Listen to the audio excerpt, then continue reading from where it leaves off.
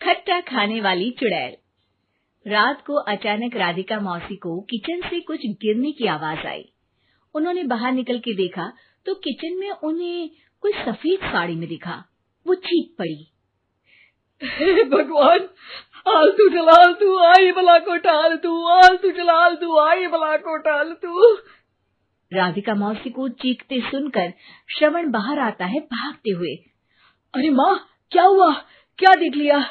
दादी माँ आ गई क्या सपने में? अरे बेटा, रसोड़े में देख तो कौन है? श्रवण रसोड़े में झांक कर देखता है और उसे कोई नहीं दिखता अंदर। अब रसोड़े में तो कोई नहीं है माँ। कोई सफेद साड़ी में नहीं है क्या? नहीं माँ, कोई भी नहीं है। चिल्लम चिल्ली की आवाज सुनकर काजल भी वहां आ जाती है। अब क्या हो गया माँ जी? अरे बेटा, रसोड़े में एक चुड़ैल थी सफेद साड़ी में। अरे क्या कर रही थी वो अंदर? अरे बताया नहीं, कल आएगी ना तो पूछ लूंगी। चुड़ैल जी, आपका क्या प्लान है? माँ जी, रात बहुत हो गई है, आपने कोई बुरा सपना देखा होगा, चलिए सो जाइए। राधिका मौसी सोने तो चली जाती है, पर उनको रात भर नींद ही नहीं आती। वो कुछ भी उलझुल बातें सोचने लगती है। कहीं चुड़ैल की वजह से तो घर में टेंशन नहीं हो रहा, कहीं उसी की वजह से तो वो दादी नहीं बन पा रही। सुबह जब राधिका मौसी रसोड़े में छानबीन करती है तो पाती है कि नींबू का अचार गायब है। चुड़ैल नींबू का अचार ले गई, मुझे तो ठीक नहीं लग रहा कुछ। चुड़ैल को भी पता है कि जिंदगी का असली मजा तो खट्टे में ही है। राधिका मौसी झट से श्रवण को फोन कर देती है। बेटा, मुझे समस्या समझ में आ गई है, हमें एक तांत्रिक की जरूरत है। अरे क्या बोल रही हो माँ, तांत्रिक की क्या जरूरत है? आप पूजा पाठ तो कर ही रही हो ना।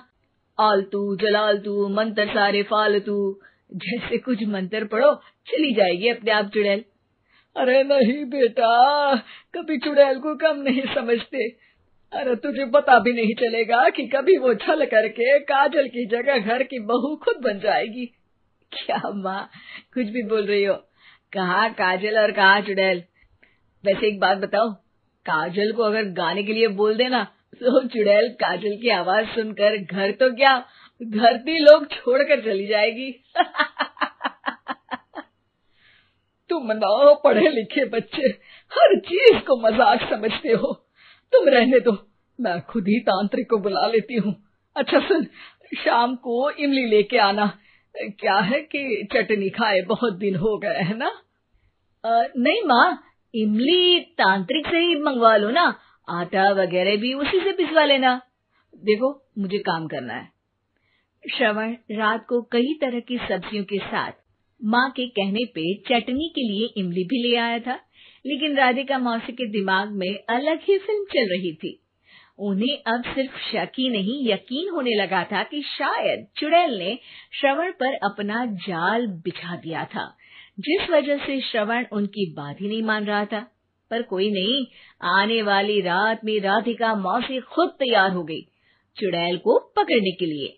रुद्राक्ष की माला, तुलसी का पत्ता, हनुमान चालीसा सब हाथ के पास ही था, बस चुड़ैल का इंतजार था। और जैसा राधिका मौसी ने सोचा था वैसा ही हुआ। वो चुड़ैल उस रात भी आई, पर वो राधिका मौसी से तेज निकली और राधिका मौसी के उससे पकड़ने के पहले ही वो भाग खड़ी हुई।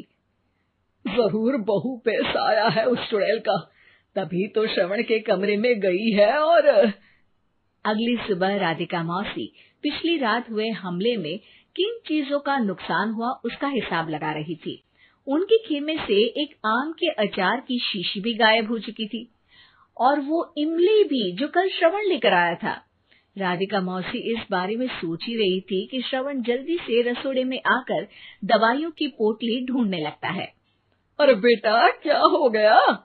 अब माँ, वो काजल की तबीयत खराब है, बहुत घबराहट हो रही है उसे। हे भगवान, मैंने पहले ही कहा था कि तांत्रिक को बुला लेते हैं, पर नहीं, अब देखो उस चुड़ैल ने काजल को अपने वश में करना शुरू भी कर दिया है। हालांकि श्रवण भूतों में विश्वास नहीं करता था, पर अब वो भी डर जाता है और राजी हो जाता है एक तांत्रिक को बुलाने के लिए। कुछ ही घंटों में तांत्रिक आ जाते हैं और राधिका मौसी तांत्रिक जी को सब बता देती है। घोर संकट, घनघोर संकट, चुड़ैल को मारू जोर चाकट, ओम भट स्वाहा खटखा के आहा। अरे ये क्या मंत्र है? मेरे खुद के ओरिजिनल मंत्र है, कल रात को ही लिखे हैं, अच्छे लगे तो दाद चाहूंगा। एक और मंत्र सुनो।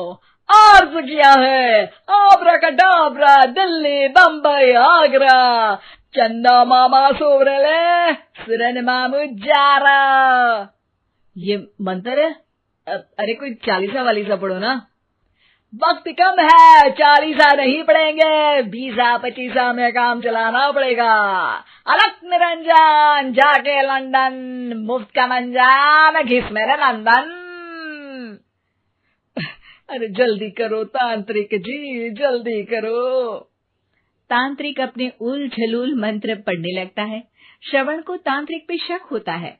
वो अपने एक डॉक्टर दोस्त को कॉल कर देता है ताकि कोई अनहोनी हो तो इमरजेंसी में चीजें मैनेज हो जाए। तांत्रिक धुनी रमाता है, जिसकी वजह से कमरे में काफी धुआं हो जाता है और जिसकी वजह से बहू की घबराहट बढ़ जाती है। अब भागेगी चुड़ैल। हाँ। बहू खांसते हुए धुएं से बचने के लिए बाहर चली जाती है।